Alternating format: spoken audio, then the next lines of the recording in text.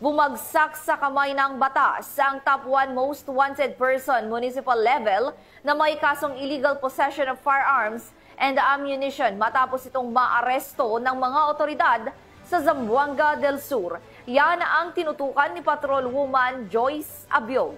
Sa bisa ng pinagsanib na pwersa ng mga tauhan ng Suminot Municipal Police Station at First Zamboanga del Sur Provincial Mobile Force Company, na aresto ang top 1 most wanted person municipal level sa Barangay Eastern Poblacion, Suminot, Zamboanga del Sur. Kinilala ng mga otoridad ang isang 20 anyos na lalaki at residente ng Barangay Upper Sikpaw, Suminot, Zamboanga del Sur.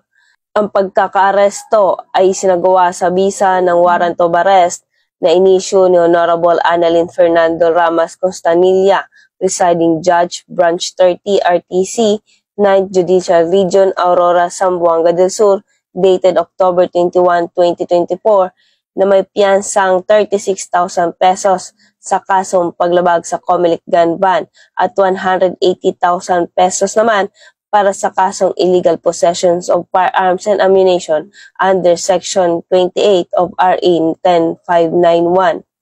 Sa ngayon, ang nasabing suspect ay nasa kustudiya na ng Suminot MPS para sa tamang disposisyon. Mula rito sa Zamboanga Peninsula, ako ang inyong PNN correspondent, Patrolwoman Joyce Abiog, alagad ng batas, tagataguyod ng Balitang Pulis.